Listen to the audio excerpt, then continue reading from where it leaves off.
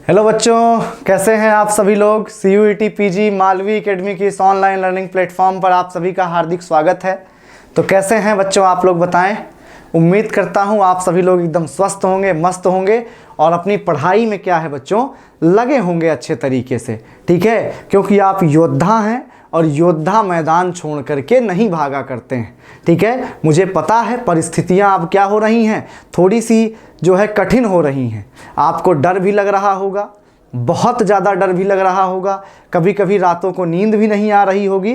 तो वो भी अच्छा है, पढ़ने वाले बच्चे हैं इसीलिए आपके साथ ऐसा हो रहा है। वरना कुछ ऐसे बच्चे भी होंगे जो बिल्कुल एकदम मगन होंगे, अभी भी रील्स चल रही होगी बढ़िया आराम से मौज कर रहे होंगे, अभी भी उनको कोई दिक्कत नहीं होगी बच्चों। ठीक है, लेकिन आप क्योंकि योद्धा हैं, आप संघर्ष करना जानते हैं, आपको सफल होने की लालसा, अभिलाषा, कामना है, तो आप बिल्कुल, आपको थोड़ी बहुत समस्याएं हो रही होंगी कि सर एग्ज़ाम नज़दीक आ गया है, कैसे पढ़ें, क्या करें, पढ़ नहीं पा रहे, चीज़ें जो हैं आपके हाथ में नहीं हो पा रही हैं, बहुत तेज़ी से समय बीत रहा होगा और जैसे जैसे नज़दीक आता है वैसे वैसे पढ़ने का भी मन कम करने लगता है बच्चों। तो सारी समस्याओं को आपको अपने ऊपर हावी नहीं होने देना है, अच्छे तरीके से क्या है बच्चों पढ़ाई करते रहना है। ठीक है, आप देखेंगे बच्चों कि जैसा कि आपको पता है, ठीक है, जैसा कि आपको पता है बच्चों कि हम लोग क्या कर रहे हैं, आपके जो टॉप 50 क्वेश्चंस हैं उसकी सीरीज़ में आपके लिए लेकर के आ रहा हूं। ठीक है, लगातार मैं उसमें आपको सॉल्व करवा रहा हूं क्वेश्चंस को। ठीक है, उसी कड़ी में आप देखेंगे बच्चों, उसी कड़ी में आज आपको पॉलिटिकल थियरी के जो क्वेश्चंस हैं वो मैं क्या करने वाला हूं बच्चों, सॉल्व करवाने वाला हूं। ठीक है, तो आप सभी लोग क्या हो जाएं, एकदम तैयार हो जाएं, रिवीजन कर लें। अभी तक हमने IR कंप्लीट कर लिया है, IGP कंप्लीट कर लिया है। ठीक है, आज की इस क्लास में हम भैया आप देखेंगे कि आपको पॉलिटिकल थियरी से रिलेटेड जो टॉप 50 बेस्ट क्वेश्चंस है वो मैं आपको करवा रहा हूं। तो चलिए स्टार्ट करते हैं, घबराना नहीं है, अच्छे से रिवीजन करते रहो, सब बढ़िया होगा। हमें पता है आप लोग टॉप यूनिवर्सिटी में जाओगे। ठीक है, भरोसा है हमें आप पर। तो भैया पहला क्वेश्चन क्या है, which country was the first to officially adopt the principle of multiculturalism, यानी पहला देश वो कौन सा था जिसने क्या किया था, ऑफिशियली मल्टीकल्चरलिज्म के प्रिंसिपल को क्या किया था बच्चों, फॉलो किया था, यानी बहुसंस्कृतिवाद। मल्टीकल्चरलिज्म होता क्या है कि भैया जितने भी आपके कल्चर हैं समाज में, सबके प्रति सम्मान, सबके प्रति रिस्पेक्ट की भावना रखना। ठीक है, किसी को अपने कल्चर के हिसाब से जज ना करना कि भैया हम तो वेज खाते हैं, वो नॉन वेज खाता है, तो उसको आप जज कर लें कि अरे वो तो गंदे लोग होंगे, बताओ कैसे लोग हैं नॉन वेज खाते हैं। अब भाई उनके कल्चर में है, उनके संस्कृति में है, वो खा रहे हैं, आप अपनी संस्कृति से किसी और को जज नहीं करेंगे। ठीक है, यानी सभी के प्रति आप टॉलरेंट रहेंगे, सहिष्णु रहेंगे। ये क्या है, आपके मल्टीकल्चरलिज्म की थियरी है। तो आप देखेंगे सबसे पहला किस देश में हुआ बच्चों, तो याद रखिएगा कनाडा में होता है। ठीक है, आप जो है याद रखेंगे क्या होगा इसका आंसर, कनाडा। उसके बाद the concept of politics of recognition किसने डेवलप किया है, यानी पहचान की राजनीति का सिद्धांत किसने विकसित किया बच्चों, तो आपको याद रखना है क्या आंसर होगा, चार्ल्स टेलर। यानी चार्ल्स टेलर्स ने पॉलिटिक्स ऑफ रिकॉग्निशन की बात की है। अब जो और ऑप्शंस हैं उनके बारे में भी थोड़ा सा हम लोग क्या कर लेते हैं, बात कर लेते हैं। कुछ कॉन्सेप्ट इनके इंपॉर्टेंट हैं, वो मैं आपको यहीं पर क्या कर दे रहा हूं, पढ़ा दे रहा हूं। जैसे विल किमलिका का क्या है बच्चों, याद रखेंगे मल्टीकल्चरल सिटीजनशिप, मल्टीकल्चरल सिटीजनशिप, इनकी पूरी बुक का नाम क्या है, a minority theory of, A liberal theory of minority rights, a liberal theory of minority rights। इन्होंने आप देखेंगे बच्चों कि तीन जो माइनॉरिटीज़ को तीन कह सकते हैं स्पेशल राइट्स दिए हैं। ठीक है, आप देखेंगे पॉलीएथनिक राइट्स, सेल्फ रिप्रेजेंटेशन राइट। ठीक है, ये सारे राइट्स इन्होंने क्या किए हुए हैं, आपको दिए हुए हैं। आगे अगर हम समझने का प्रयास करें बच्चों, तो आप देखेंगे भीखू पारेख का क्या है बच्चों, रीथिंकिंग मल्टीकल्चरलिज्म, रीथिंकिंग मल्टीकल्चरलिज्म। ठीक है, उनका क्या है बच्चों, रीथिंकिंग मल्टीकल्चरलिज्म, याद रखेंगे आप सभी। उसके बाद आपको क्या याद रखना है बच्चों, नेक्स्ट, ठीक है, इजाया बर्लिन का क्या है, वैल्यू प्लूरलिज्म, वैल्यू प्लूरलिज्म का कॉन्सेप्ट इन्होंने दिया है। तो सारे कॉन्सेप्ट आपको याद रखने हैं, ठीक है। ये रीथिंकिंग आपका भीखू पारेख का है, multicultural citizenship, a liberal theory of minority rights आपके देखेंगे कि भैया ये आपके विल किमलिका का है बच्चों, ठीक है। आगे चलते हैं, नेक्स्ट क्वेश्चन की ओर बढ़ते हैं। Question number 3, the salad bowl model. आप देखेंगे कि दो तरीके के मॉडल की बात की गई है आपके मल्टीकल्चरलिज्म में। एक कौन सा है भैया, सलाद बोल मॉडल, सलाद बोल मॉडल, और दूसरा क्या है भैया आपका मेल्टिंग पॉट मॉडल।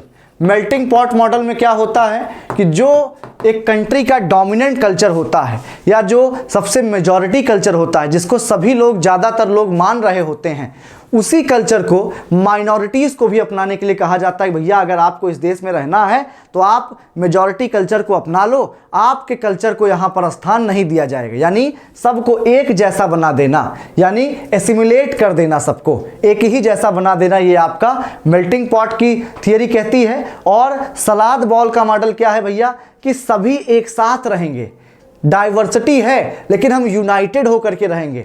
आखिर सलाद क्या है, सलाद तो सलाद कही जाती है, लेकिन सलाद में तो टमाटर भी होता है, मूली, गाजर, ठीक है, आप देखेंगे खीरा, टमाटर सब होता है, प्याज।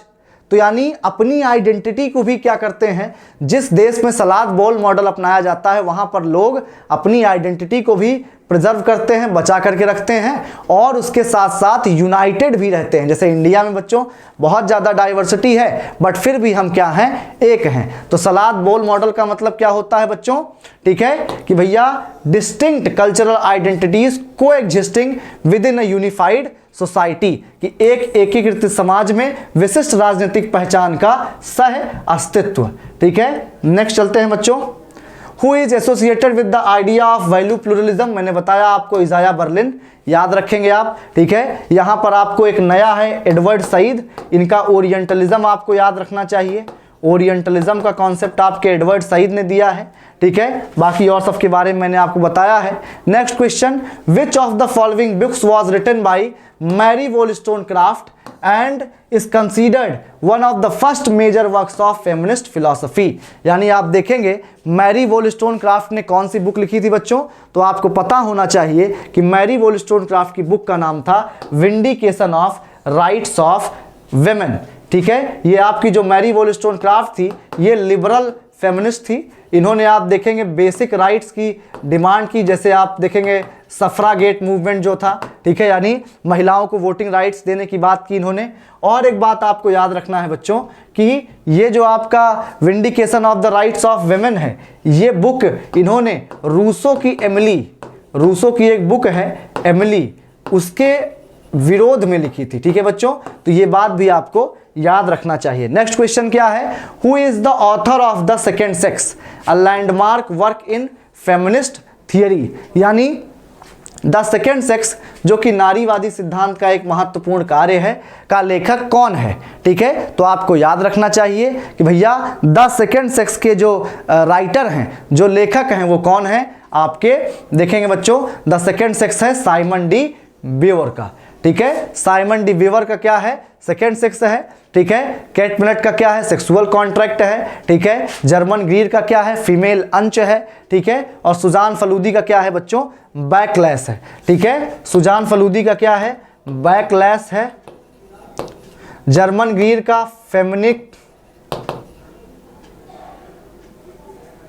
केट मिलेट का क्या है बच्चों, केट मिलेट का आप याद रखेंगे कि कह सकते हैं साइमन डी बीवर का द सेकेंड सेक्स, सुजान फलूदी का बैकलैश, जर्मन गीर का फेमिनिन अंश, ठीक है, फेमिनिन अंश, और केट मिलेट का सेक्सुअल कॉन्ट्रैक्ट। आपको याद रखना है बच्चों कि फेमिनिज्म से उनकी बुक्स और कॉन्सेप्ट, दो बातें अगर ये आप याद रखेंगे तो आपको कोई भी दिक्कत जरा सी भी नहीं होगी, ठीक है। कुछ असर्शन रीजन क्वेश्चन है, ठीक है, ध्यान से पढ़ेंगे इसको। क्या कह रहा है कि patriarchy is seen as a fundamental structure in society that needs to be dismantled for true gender equality. यानी बिल्कुल सही बात है, पैट्रियार्की को समाप्त करना चाहिए। Feminist argue that capitalism alone can not lead to the liberation of women, बिल्कुल सही बात है। ठीक है, तो आंसर क्या हो जाएगा बच्चों, both A and R, and A is the correct answer. तो आपको क्या करना होता है, रीजन असर्शन क्वेश्चन में पहले देखिए दोनों ऑप्शन सही है कि नहीं। जब दोनों सही हो जाएं तो देखिए एक दूसरे को एक्सप्लेन कर रहा है या नहीं। ठीक है, आगे देखेंगे बच्चों, who said justice is the first virtue of social institution, यानी कौन से विचारक ने कहा था कि भैया जो आपका न्याय है वो सामाजिक संस्थानों की पहली सद्गुण है। ठीक है, तो आप देखेंगे किसने कहा, जॉन रॉल्स ने कहा था। किसने कहा था बच्चों, जॉन रॉल्स ने ये बात कही थी। ठीक है, नेक्स्ट क्वेश्चन देखेंगे बच्चों। नेक्स्ट क्वेश्चन क्या है, which of the following is not one of the Rawls principle of justice, यानी रॉल्स का प्रिंसिपल ऑफ जस्टिस। उसके पहले आपको याद रखना है कि रॉल्स का ही क्या है बच्चों, ओरिजिनल पोजीशन है और इन्हीं का आपका व्हील ऑफ इग्नोरेंस है।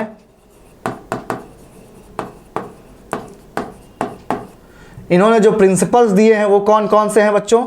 ठीक है, आप देखेंगे कि इक्वलिटी प्रिंसिपल इन्होंने, आप देखेंगे बच्चों, ठीक है, कि इक्वलिटी प्रिंसिपल की बात जो है आप देखेंगे, डिफरेंस प्रिंसिपल की बात किया है।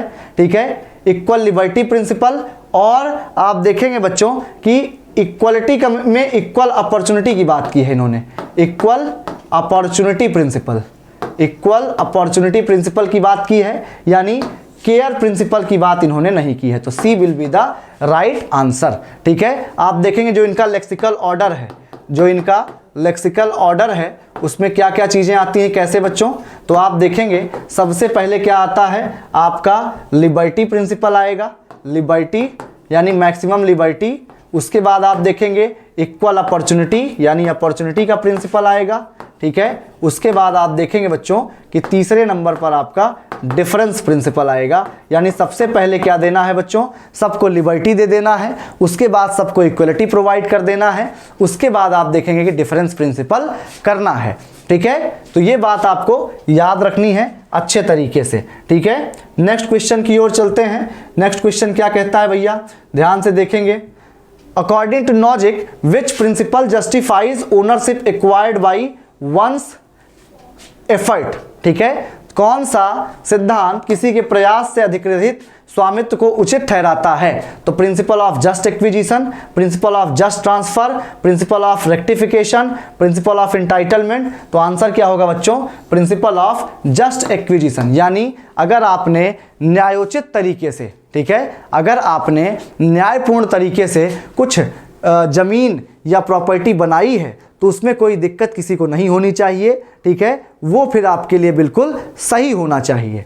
ठीक है, इसके बाद आप देखेंगे, ठीक है, ये आपके तीनों प्रिंसिपल हैं, याद रखेंगे लॉजिक ने 3 प्रिंसिपल दिया था आपके थियरी ऑफ जस्टिस में, एक आपका principle of just acquisition, principle of just transfer और प्रिंसिपल ऑफ रेक्टिफिकेशन। ये आप बातें याद रखेंगे। जो प्रिंसिपल ऑफ इंटाइटलमेंट है ये किसने दिया था आपको याद रखना है, ये भी आपके लॉजिक ने ही दिया था। Next question, which philosopher gave the concept of the night watchman state, यानी किस दार्शनिक ने रात के पहरेदार राज्य की क्या की है बच्चों, बात की है। तो नाइट वॉचमैन स्टेट की बात आपके रॉबर्ट नॉजिक ने की है। बच्चों ध्यान से देखिएगा, जब कभी भी जॉन लॉक हो, ठीक है, जॉन लॉक हो और नॉजिक हो तो आप जॉन लॉक को टिक करेंगे, लेकिन अगर आप याद रखेंगे बच्चों कि नॉजिक ही है सिर्फ, तो आप नॉजिक को टिक करेंगे, क्योंकि दोनों लोगों ने, जॉन लॉक ने और नॉजिक ने, दोनों ने क्या किया है, इस बात को कहा है। ठीक है, तो यहां पर आपका नॉजिक है तो नॉजिक को क्या करेंगे, आप टिक कर देंगे। नॉजिक ने एक बात और कहा है कि state must act as referee and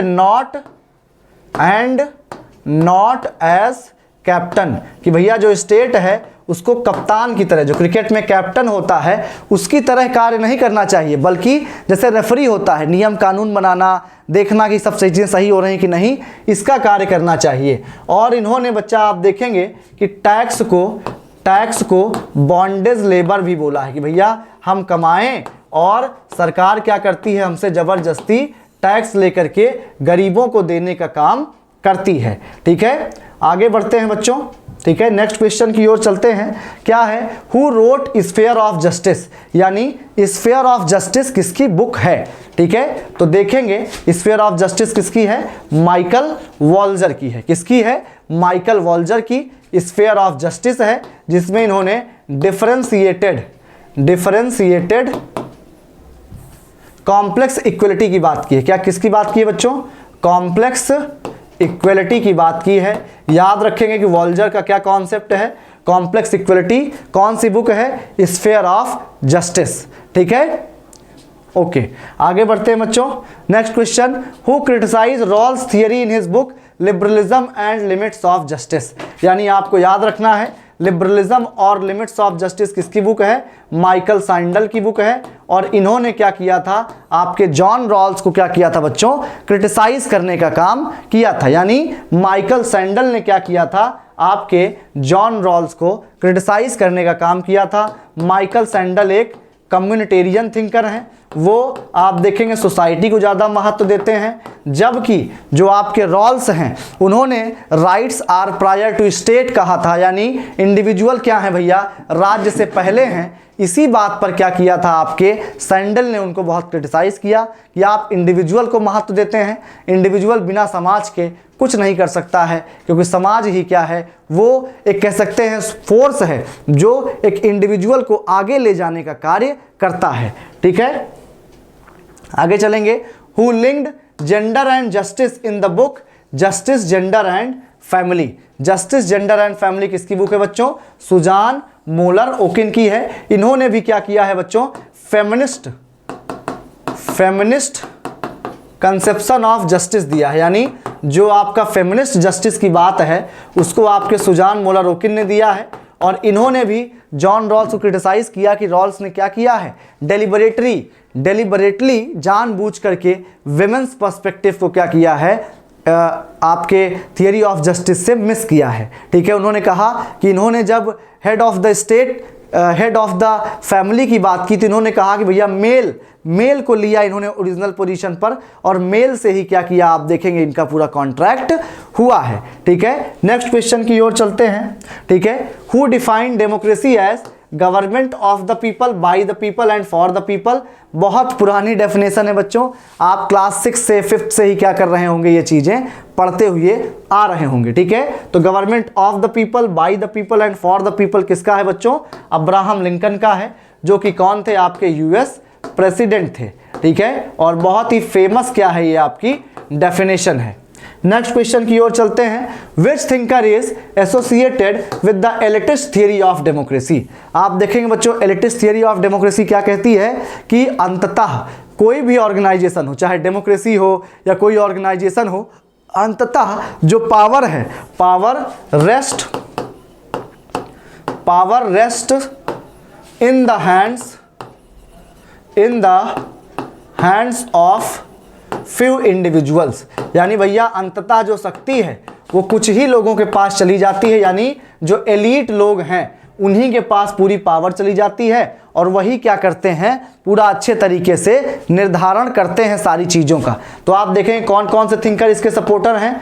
Pareto हैं, मॉस्का हैं, ठीक है, रॉबर्ट मिचेल हैं, ठीक है, और आप देखेंगे सी राइट मिल्स हैं, ठीक है। तो यहाँ पर ऑप्शन में देखिए कोई है इसमें से, तो बिल्कुल परेटो हैं। परेटो ने क्या किया है बच्चों? एलिटिस्ट थियरी की बात किया है। परेटो के बारे में अगर हम लोग और जानना चाहें तो परेटो ने क्या किया है बच्चों? याद रखेंगे परेटो ने आपका सर्कुलेशन ऑफ एलीट दिया है, सर्कुलेशन ऑफ एलीट की बात की है इन्होंने, ठीक है। इसके अलावा आप देखेंगे इन्होंने आपका माइंड एंड सोसाइटी नाम की बुक लिखी है, माइंड एंड सोसाइटी बुक इन्हीं की है। और इन्होंने ही लिख लीजिए कहीं साइड में बच्चों, history is the graveyard of aristocracies, history is the graveyard of aristocracies बात किया है इन्होंने। इन्होंने ही डेरिवेटिव्स और रेसिड्यू का कॉन्सेप्ट दिया है, डेरिवेटिव्स एंड रेसिड्यू का कॉन्सेप्ट भी इन्होंने ही दिया है, ठीक है। मॉस्का की बुक का नाम क्या है? द रूलिंग क्लास, ये बात भी आपको याद रखना है, द रूलिंग क्लास, ठीक है। रॉबर्ट मिचेल का क्या है बच्चों? Iron law of oligarchy, iron law of oligarchy है, ठीक है, आपके रॉबर्ट मिचल का, ठीक है, इस बात को आपको याद रखना है, ठीक है। और सी राइट मिल्स का क्या है, the power elite, the power elite, ठीक है। ये सारी बातें आपको अच्छे तरीके से एलीट थियरी के बारे में इतनी जानकारी आपको बच्चों होनी चाहिए। नेक्स्ट क्वेश्चन की ओर चलते हैं। क्या कहा गया है, what does polyarchy refer to in Robert Dahl's democratic theory, कि भैया रॉबर्ट डहेल की थियरी में पॉलीआर्की का क्या मतलब है। पॉलीआर्की का मतलब होता है बच्चों कि जो पावर है ना वो किसी एक या दो चार ऑर्गेनाइजेशन के पास नहीं होती है, बल्कि पूरे समाज में क्या होती है, डिस्पर्स्ड होती है, यानी सभी के पास, सभी इंस्टीट्यूशन, सभी ऑर्गेनाइजेशंस के पास पावर इक्वली डिस्ट्रीब्यूटेड होती है, ठीक है। तो यानी a decentralized process of bargaining among groups, ठीक है, यानी बहुत सारे ग्रुप्स के पास क्या होती है, पावर होती है, ऐसा इन्होंने पॉलीआर्की में कहा। लेकिन फिर बाद में जब इन्होंने यूएसए पर स्टडी किया तो इनको लगा कि भैया वो मैं गलत था। इन्होंने फिर डिफॉर्म्ड पॉलीआर्की का कॉन्सेप्ट दिया। इन्होंने कहा कि भैया पावर सबके पास नहीं होती है, बल्कि कुछ ही ऑर्गेनाइजेशन है जिनके पास पावर होती है। वो ऑर्गेनाइजेशन कौन कौन से थे बच्चों, 3 ऑर्गेनाइजेशन की बात की इन्होंने, एक आपकी आर्मी, एक आपकी गवर्नमेंट और तीसरा आपका बिजनेस क्लास। इन्होंने क्या कहा, इन तीनों के पास ही क्या है, रियल पावर होती है। उसके अलावा आप देखेंगे बच्चों कि इनके साथ जो डिफॉर्म्ड पॉलीआर्की है इसका कॉन्सेप्ट इन्होंने किसके साथ दिया था, चार्ल्स लिंडब्लोम और आपके जेके गलब्रेथ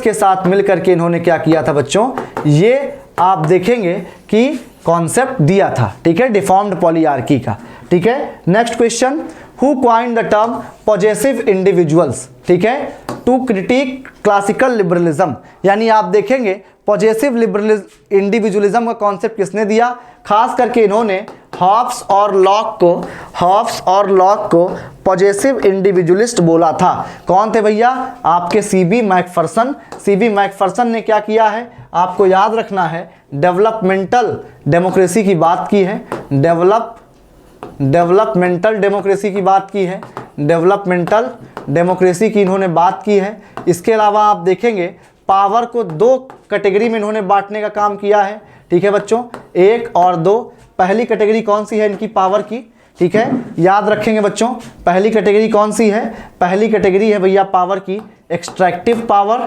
और दूसरी पावर कौन सी है, डेवलपमेंटल पावर। ये बात आप अच्छे तरीके से याद रखेंगे। एक्सट्रैक्टिव पावर वो है जब आप किसी को फोर्स करके अपना काम करवा रहे होते हो, यानी अपने जो लक्ष्य हैं वो किसी और से आप पूरा करवाते हो फोर्सफुली। और डेवलपमेंटल पावर क्या है, जब आप अपने जो गोल जीवन में निर्धारित करते हो उनको खुद से पूरा करने का प्रयास करते हो। सीबी मैकफर्सन की बहुत सारी बुक्स हैं, life and times of liberal democracy, ठीक है। उसके अलावा आप देखेंगे, लिख लेंगे कहीं साइड में बच्चों कि डेमोक्रेटिक थियरी एस्से इन रिट्रीवल, ठीक है, life and times of liberal democracy, 2 books आप अच्छे से याद रखेंगे, ठीक है। नेक्स्ट क्वेश्चन क्या है भैया, नेक्स्ट क्वेश्चन आपका है कि Which thinker is associated with the idea of cosmopolitan democracy, यानी आप देखेंगे वैश्विक लोकतंत्र के विचार के से संबंधित कौन था, तो आपके डेविड हेल्ड थे बच्चा, ठीक है। ये पूरे विश्व में, ठीक है, डेमोक्रेसी इस्टेब्लिश करने की बात करते थे, ठीक है। Which thinker is associated with the tyranny of majority. अब आपको याद रखना है कि जब कभी भी टायरनी ऑफ मेजॉरिटी आए कि भैया जो बहुमत है उसका अत्याचार या बहुमत की तानाशाही जब कभी भी आए, आपको याद रखना है 2 बातें। पहली बात, पहला थिंकर कौन याद आना चाहिए आपको, सबसे पहले पहला थिंकर आपको याद आना चाहिए एलेक्स डी टॉकविल याद आना चाहिए, ठीक है। उसके बाद आपको कौन याद आना चाहिए भैया, आपके जेएस मिल, ठीक है, जेएस मिल आने चाहिए। यानी दोनों ने क्या किया है, आप देखेंगे टायरनी ऑफ द मेजॉरिटी की बात की है, एलेक्स डी टॉकविल और जेएस मिल। तो भैया एलेक्स डी टॉकविल तो इसमें है नहीं, बट जेएस मिल इसमें आंसर में है, तो हम क्या कर देंगे, जेएस मिल को टिक कर देंगे, ठीक है, यानी दोनों ने इसकी बात की है। नेक्स्ट क्वेश्चन चलेंगे बच्चों, अगर दोनों ऑप्शन में आ जाएं तो हमेशा आप याद रखेंगे कि एलेक्स डी टॉकविल को ही पहले चुनेंगे। The third wave of democratisation की बात किसने किया है बच्चों? डेमोक्रेटाइजेशन की तो आपको याद रखना है सैमुअल पी हंटिंगटन ने किया है। यानी इन्होंने 3 वेव की बात की है कि डेमोक्रेसी वेव के थ्रू क्या हुई है, डेवलप हुई है। अचानक से डेमोक्रेसी नहीं आ गई है, डेमोक्रेसी धीरे धीरे आई है और कई लहरों के माध्यम से आई है। पहली लहर में यूके यूएसए जैसी कंट्रीज़ डेमोक्रेसी अपनाती हैं, दूसरी लहर में आप देखेंगे इंडिया अपनाती है, ठीक है, जो कि आपकी पोस्ट वर्ल्ड वॉर सेकेंड आती है, और तीसरी आपकी जो लहर है उसमें लैटिन अमेरिका के बहुत सारे देश जो कि साउथ अमेरिका के देश हैं वो अपनाते हैं। आपको याद रखना है बच्चों, इन्होंने 3 वेव्स की बात की है, 3 वेव्स ऑफ डेमोक्रेसी, और इसके अलावा आपको याद रखना है कि इन्होंने 2 रिवर्स वेव की बात भी की है, यानी 2 रिवर्स वेव ऑफ डेमोक्रेसी। यानी पहले फर्स्ट वेव आई, फिर रिवर्स वेव आई, फिर दूसरी वेव आई, फिर रिवर्स वेव आई, फिर तीसरी वेव आई, ठीक है। इस तरीके से क्रोनोलॉजी भी आपको याद रखना है। Law and opinion in England, ये बिल्कुल बहुत इंपॉर्टेंट बुक है, कई बार पूछी गई है। तो भैया ये एवी डाइसी का है, ठीक है, किसका है? एवी डाइसी का law and opinion in England है, ठीक है। और एवी डाइसी ने ही क्या किया है बच्चों? रूल ऑफ लॉ का कॉन्सेप्ट अगर पूछा जाए कि who is the propounder of rule of law, तो आपको पता रहे कि वो कौन है? एवी डाइसी हैं, ठीक है। Next, who is considered the first to use the term state in modern sense, यानी आधुनिक अर्थ में राज्य शब्द का प्रयोग करने वाला पहला व्यक्ति कौन माना जाता है बच्चों? तो Niccolo Machiavelli will be the right answer. यहां पर ध्यान से समझिएगा, क्वेश्चन 2 तरीके से पूछा जाता है। अगर कभी पूछा जाए कि स्टेट शब्द का पहली बार किसने यूज किया, स्टेट और मॉडर्न सेंस में, दोनों में अंतर है बच्चा। अगर कभी मॉडर्न सेंस में कहा जाए तो आपको पता रहना चाहिए कि मॉडर्न सेंस में तो कौन है? मॉडर्न में तो अरस्तु रहेंगे नहीं, ठीक है। पहली बार स्टेट का इस्तेमाल आपके अरस्तु ने ही किया है, अरस्तु ने ही। लेकिन मॉडर्न सेंस में पूछा गया है, मॉडर्न सेंस में पूछा जाए तो आप हमेशा मैकियावेली को करेंगे, क्योंकि अरस्तु क्या हैं? वो एक एंशिएंट थिंकर हैं, मैकियावेली आपके मॉडर्न थिंकर हैं। यानी मॉडर्न सेंस में स्टेट की बात क्या होती है? नेशन स्टेट होता है। तो आपको पता है कि वो इटली को नेशन स्टेट बनाने की बात करते हैं, ठीक है। Next question, which of these is not, not ध्यान से पढ़ेंगे, an element of the state as per the Westphalian treaty. Westphalia treaty आपकी 1648 में होती है, 1648 में। इसमें एलिमेंट्स ऑफ स्टेट बताए जाते हैं बच्चों कि स्टेट के 4 एलिमेंट्स होते हैं, ठीक है। आप देखेंगे कि उसमें टेरिटरी होती है, पॉपुलेशन होता है, गवर्नमेंट होता है, रिलीजन नहीं होता है, बल्कि इसकी जगह पर आप देखेंगे कि सॉवरेनिटी चौथा इसका एलिमेंट यानी पार्ट होता है, ठीक है। Next question, question number 25, who among the following gave the idea of essentially contested concept, ठीक है। तो आपको याद रखना है W.B. गैली, ठीक है। W.B. गैली ने क्या किया है? मूल रूप से विवादित सिद्धांत का विचार दिया। ये क्या कहते हैं इसमें कि ऐसे बहुत सारे कॉन्सेप्ट हैं थियरी में जिन पर एक विचारधारा नहीं हो सकती है, यानी बहुत सारी डिबेट है, बहुत सारे लोगों का क्या है? मत है इससे रिलेटेड, ठीक है। तो आपको क्या याद रखना है भैया कि मूल रूप से विवादित सिद्धांत किसने दिया है? आपको याद रखना है W.B. गैली ने दिया है, ठीक है। आगे बढ़ते हैं। What is the meaning of sovereignty in the context of a state? राज्य के संदर्भ में संप्रभुता का क्या अर्थ है? अ स्टेट्स इकोनॉमी, ठीक है। सॉवरेनिटी का मतलब क्या होता है बच्चों कि स्टेट क्या है? इंडिपेंडेंस है, वो पूरी तरीके से अपने निर्णय ले सकता है बच्चों। और वो इंडिपेंडेंस कैसे है? इंटरनली भी है और एक्सटर्नली भी है। Internal as well as external वो क्या है बच्चों? इंडिपेंडेंट है, ठीक है। तो supreme internal as well as external power, यानी C will be the right answer. Next question, the theory of the state being a machine, machine यानी भैया लोगों ने बनाया है, ठीक है। लोगों ने बनाया है स्टेट को, ये कौन सी थियरी कहती है बच्चों? आपको याद होगा सोशल कॉन्ट्रैक्ट थियरी, ठीक है। तो कौन सी थियरी है बच्चों? मैकेनिस्टिक थियरी इसको कह सकते हैं, यांत्रिक सिद्धांत, जिसको आप देखेंगे सोशल कॉन्ट्रैक्ट थियरी भी कहा जाता है। सोशल कॉन्ट्रैक्ट थियरी किसने किसने दिया है? हॉब्स, लॉक, रूसो ने दिया है, ठीक है बच्चों। इसके अलावा आपको क्या याद रखना है कि 3 तरीके से थियरी की बात होती है, ठीक है। पैट्रियार्कल थियरी यानी पितृसत्तात्मक, ठीक है। एवोल्यूशनरी थियरी यानी धीरे धीरे स्टेट क्या हुआ है? आगे बढ़ा है। और फोर्स थियरी यानी जो स्टेट है वो वॉर के थ्रू आया है। इसके अलावा भी और कई सारी थियरीज हैं, जैसे आप देखेंगे बच्चों डिवाइन ओरिजिन थियरी, जिसमें कहा जाता है कि जो राज्य है उसको ईश्वर ने बनाया है, ठीक है। इसके अलावा मैट्रियार्कल थियरी होता है, जिसमें कहा जाता है कि जो समाज था वो मात्र सत्तात्मक था, यानी महिलाओं का वर्चस्व था। ये सारी थियरीज हैं, ठीक है। नेक्स्ट क्वेश्चन की ओर चलते हैं। According to the patriarchal theory, patriarchal theory किसने दिया है बच्चों? सर हेनरी मेन ने दिया है, याद रखिएगा, सर हेनरी मेन ने दिया है आपका पैट्रियार्कल थियरी। उन्होंने क्या कहा कि भैया what forms the basis of the state, तो मेल डोमिनेंस, परिवार में पुरुषों का प्रभुत्व क्या था, पैट्रियार्कल थियरी का सबसे बेसिक था। अगर हम मैट्रियार्कल थियरी की बात करें जो कि महिलाओं को प्रधानता देता था, मैट्रियार्कल थियरी किसने दिया है, ये बात हम समझें तो क्या है इसका आंसर बच्चों? इसका आंसर होगा आपका मैट्रियार्कल थियरी का होगा एडवर्ड जंग्स, एडवर्ड जंग्स होगा इसका आंसर, ठीक है।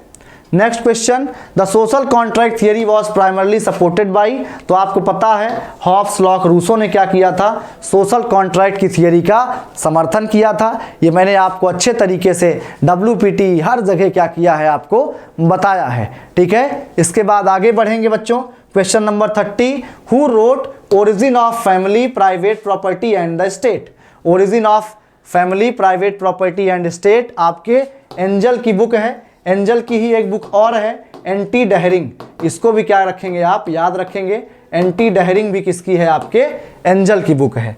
नेक्स्ट चलेंगे, which feminist theory argues that the state is an institution of patriarchy, ठीक है। यानी किसने कहा था कि भैया जो स्टेट है वो इंस्टीट्यूशन ऑफ पैट्रियार्की है, तो किसने कहा था बच्चों? रेडिकल फेमिनिस्ट ने कहा था, ठीक है, रेडिकल फेमिनिस्ट ने। और अगर टू बी प्रिसाइसली मैं आपको बताऊं तो कैथरीन मैकिनन का एक स्टेटमेंट था।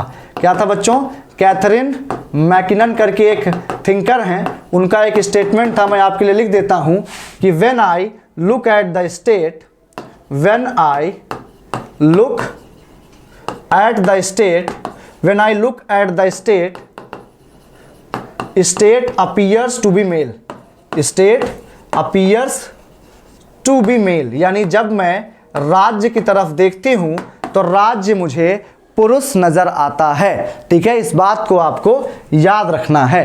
Who use the term legitimation crisis, ठीक है, क्या याद रखना है, किसने लेजिटिमेशन क्राइसिस वर्ड यूज किया है? तो बच्चों लेजिटिमेशन क्राइसिस किसका है? जर्गन हाइबरमास का है। ये क्या कहते हैं लेजिटिमेशन क्राइसिस में कि जो आज का समय आ गया है उसमें लोगों को क्या हो रहा है, गवर्नमेंट पर से भरोसा कम हो रहा है। गवर्नमेंट इतनी करप्ट हो रही है, इतने कह सकते हैं करप्शन कर रही है और गलत तरीके का मीन्स का उपयोग कर रही है कि लोगों का जो विश्वास है वो अथॉरिटी से हट रहा है, और इसलिए जो आजकल का पॉलिटिकल सिस्टम है वो लेजिटिमेशन क्राइसिस से क्या हो रहा है, गुजर रहा है, ठीक है। विच author is known for the work taking right seriously, ठीक है, कौन से लेखक को टेकिंग राइट सीरियसली के काम के लिए जाना जाता है? तो भैया आंसर क्या होगा? रोनाल्ड डॉर्किन। डॉर्किन ने क्या काम किया था बच्चों? टेकिंग राइट सीरियसली का इन्होंने बात किया था। नेक्स्ट आगे बढ़ते हैं, what philosophical ideas does human right strongly correlate with, यानी ह्यूमन राइट किससे जुड़ा हुआ है, किन विचारों की ह्यूमन राइट बात करता है? तो आप देखेंगे बच्चों ह्यूमन डिग्निटी की बात करता है। ह्यूमन राइट्स कौन से राइट्स होते हैं? जो एक मनुष्य होने के नाते मनुष्य को मिलता है, यानी किसी भी जाति, रंग, भेद, धर्म, समुदाय के आधार पर नहीं, बल्कि एक व्यक्ति क्या है, मनुष्य है, उस आधार पर उसको ये राइट्स मिलते हैं, इसलिए इन्हें ह्यूमन राइट्स कहा जाता है बच्चों, ठीक है। नेक्स्ट चलते हैं, which thinker stated rights are those conditions of life without which no man in general can seek to be at his best, यानी अधिकार वे जीवन की स्थितियां हैं जिनके बिना कोई आदमी सामान्यतः अपने सर्वश्रेष्ठ के लिए प्रयास नहीं कर सकता है। यानी कोई अपना कंप्लीट पर्सनालिटी डेवलपमेंट तब तक नहीं कर सकता है जब तक उसके पास राइट्स ना हो। तो बच्चा राइट्स से रिलेटेड ऐसे जब भी स्टेटमेंट आए हमेशा आप जानिएगा कि वो लास्की का है। आप बच्चों लास्की के स्टेटमेंट रट लीजिए, ढूंढ ढूंढ के क्या करिए, लास्की के स्टेटमेंट रट लीजिए। लास्की के स्टेटमेंट क्या होते हैं? पूछे जाते हैं हर जगह, बहुत फेमस भी हैं। ठीक है, अब हम लोग मैच द फॉलोइंग की ओर बढ़ेंगे, मैच करेंगे कौन सा किसका है। ठीक है, अब यहाँ पर देखेंगे आप, मैंने आपको दे दिया है जो है डेफिनेशंस। ठीक है, आप देखेंगे रूसो किसकी बात करता है, जनरल विल की बात करता है, यानी डी में चौथा होना चाहिए, तो डी में चौथा, 3 में है, 1 कट गया। फिर आप देखेंगे लास्की क्या कहता है बच्चा, लास्की कहता है, ठीक है, सीले क्या कहता है, सीले कहता है liberty is the absence, liberty is the opposite of over government. तो यानी ए में दूसरा होना चाहिए, ए में दूसरा आपका एक ही में है, तो यही क्या हो जाएगा, आपका आंसर हो जाएगा लिबर्टी। सीले क्या कहता है, liberty is the opposite of over government. ठीक है, नेक्स्ट क्वेश्चन की ओर चलते हैं। जॉन लॉक दिया है और वर्क्स दिया है। ठीक है, जॉन लॉक का क्या है बच्चों, 2 treaties of government. Isaiah Berlin का क्या है भैया, आप देखेंगे इजाया बर्लिन की बुक। जेएस मिल की क्या है, एस्से ऑन लिबर्टी। ठीक है, हैरोल्ड लास्की का क्या है, हैरोल्ड लास्की का है आपके ग्रामर ऑफ पॉलिटिक्स, और इजाया बर्लिन का है कार्ल मार्क्स पर इन्होंने बुक लिखी थी। ठीक है, यानी आंसर क्या हो जाएगा, 2314 B will be the right answer. ठीक है, नेक्स्ट क्वेश्चन की ओर चलेंगे बच्चों, नेक्स्ट क्वेश्चन की ओर चलेंगे हम लोग। नेक्स्ट क्वेश्चन क्या है, ध्यान से देखेंगे। ठीक है, नेक्स्ट क्वेश्चन आपका है, ये भी मैच द फॉलोइंग है, इसको करेंगे। निगेटिव लिबर्टी का मतलब क्या होता है, अब्सेंस ऑफ इंटरफेरेंस। ठीक है, यानी ए में दूसरा होगा, तो ए में दूसरा आप देखेंगे एक ही जगह है, तो ये क्या हो जाएगा, आपका आंसर हो जाएगा। यानी बी में क्या है, पहला हो जाएगा, सी में आपका तीसरा हो जाएगा, और डी में आपका चौथा हो जाएगा। ठीक है, नेक्स्ट चलेंगे, match the following thinkers with their related political ideologies. ठीक है, जो थिंकर जिस भी पॉलिटिकल आइडियोलॉजी से मैच खाते हैं उनसे क्या करना है, हमें मिलाना है। कार्ल मार्क्स क्या है भैया, मार्क्सिस्ट हैं। जेएस मिल क्या है भैया, आप देखेंगे टीएच ग्रीन किसकी बात करते हैं, वेलफेयर स्टेट की बात करते हैं। जॉन लॉक आपके क्लासिकल लिबरल हैं, और जेएस मिल को यहाँ पॉजिटिव लिबर्टी का इन्होंने स्टार्ट किया था। बाकी बच्चों अगर पूछा जाए कि जेएस मिल पॉजिटिव थे या निगेटिव थे, तो हमेशा आपको याद रखना है निगेटिव लिबर्टी के प्रोपाउंडर थे ये, लेकिन इन्होंने अपने हार्म प्रिंसिपल के थ्रू आप देखेंगे कि पॉजिटिव लिबर्टी की भी बात इन्होंने की थी, इसलिए यहाँ पर इनको यहाँ पर सही माना गया है। 2-1-4-3 यानी B will be the right answer. Match the following thinks with their views on liberty. Liberty पर किसने क्या बोला है, इसके बारे में हम लोग बात करेंगे बच्चों। Liberty as absence of restrictions. ठीक है, और आप देखेंगे कि liberty as liberation from exploitation and alienation, तो आप देखेंगे ये मार्क्स ने बोला था। ठीक है, डी में चौथा होना चाहिए, और डी में चौथा आप देखेंगे 2 हमने क्या किया है बच्चों, काट दिया है। ठीक है, आप देखेंगे liberty is obedience to the law, ये क्या है, हीगल का होगा आपके, तो बी में दूसरा होना चाहिए, और बी में दूसरा ए है, तो A will be the right answer. ठीक है, नेक्स्ट क्वेश्चन चलते हैं, क्वेश्चन नंबर 41 क्या कहता है भैया, in which of these works does Isaiah Berlin first introduce the concept of negative and positive liberty. उसके पहले आपको याद रखना है कि विको हर्डर का कॉन्सेप्ट इन्होंने दिया है। ठीक है, वैल्यू प्लूरलिज्म का कॉन्सेप्ट इन्होंने दिया है। ठीक है, और आप देखेंगे कि जो है इन्होंने ही आप देखेंगे 2 कॉन्सेप्ट ऑफ लिबर्टी में सबसे पहले आप देखेंगे बच्चों कि इन्होंने निगेटिव और पॉजिटिव लिबर्टी की बात की थी। इसके अलावा आपको याद रखना है, ठीक है, ग्रामर ऑफ पॉलिटिक्स किसका है, लास्की का है। ठीक है, लेवियाथन किसका है, हॉब्स का है। ठीक है, इस बात को आप याद रखेंगे।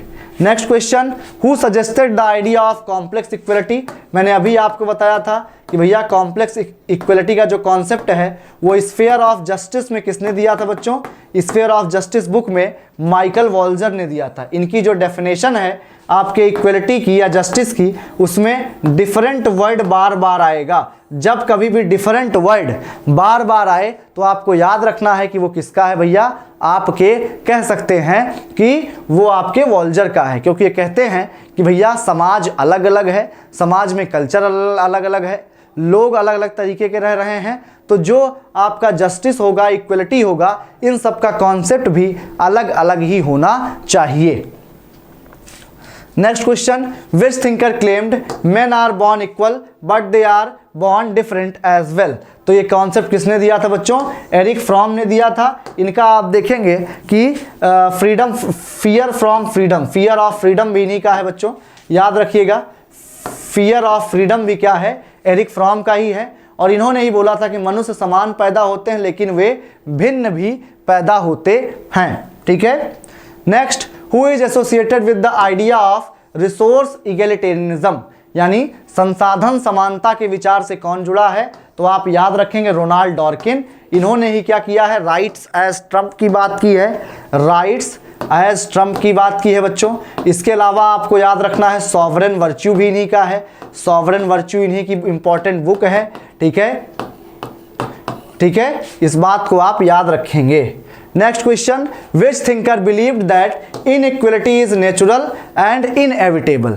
ठीक है, क्या कहा जा रहा है, किस विचारक ने बताया है कि असमानता स्वाभाविक और अनिवार्य है। तो भैया आपको एक ही थिंकर मिलेगा, अरस्तु। इन्होंने अपने किस कॉन्सेप्ट में इनइक्वलिटी की बात की है, तो एक तो आपके थियरी ऑफ स्लेवरी में की है, जिसमें ये कहते हैं कि भैया कुछ लोग बाई बर्थ स्लेव पैदा होते हैं और कुछ लोग बाई बर्थ आपके मास्टर पैदा होते हैं। और दूसरी थियरी कौन सी थी, थियरी ऑफ सिटीजनशिप, जिसमें सभी को आप देखेंगे कि सिटीजनशिप का राइट नहीं देते हैं, बल्कि वेमेन और आपके कह सकते हैं चिल्ड्रन, वेमेन चिल्ड्रन और विमेन चिल्ड्रन स्लेव्स और आपके ओल्ड पीपल को ये बाहर कर देते हैं सिटीजनशिप से। तो आप देखेंगे कि इनइक्वलिटी इज नेचुरल किसने बोला था, अरस्तु ने बोला था बच्चों। ठीक है, next question, which of the following is a key issue for feminist theory of citizenship, यानी नारीवादी नागरिकता के सिद्धांत के लिए निम्नलिखित में से कौन सा एक मुख्य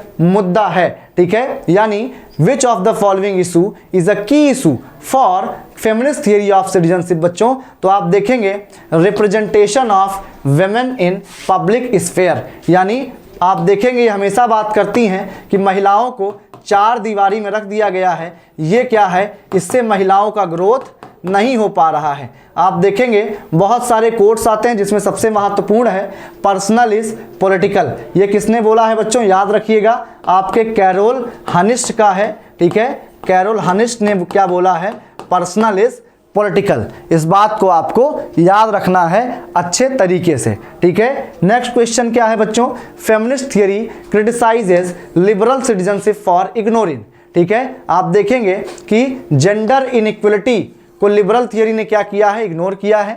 लिबरल थियरी क्या कहती है भैया कि जेंडर इनइक्वलिटी जैसा कोई चीज़ नहीं है, सबको बराबर में राइट्स मिला है। ठीक है, और वो महिलाओं को स्पेशल राइट्स नहीं देते हैं, इसलिए महिलाएं इनका जो है क्या करती हैं, बहुत ज़्यादा क्रिटिसाइज करने का काम करती हैं। उसके बाद आप देखेंगे बच्चों कि match the following types of feminism with their की कॉन्सेप्ट। ठीक है, लिबरल फेमिनिज्म क्या कहती हैं भैया, आप देखेंगे कि ये लीगल रिफॉर्म्स की बात करेंगे।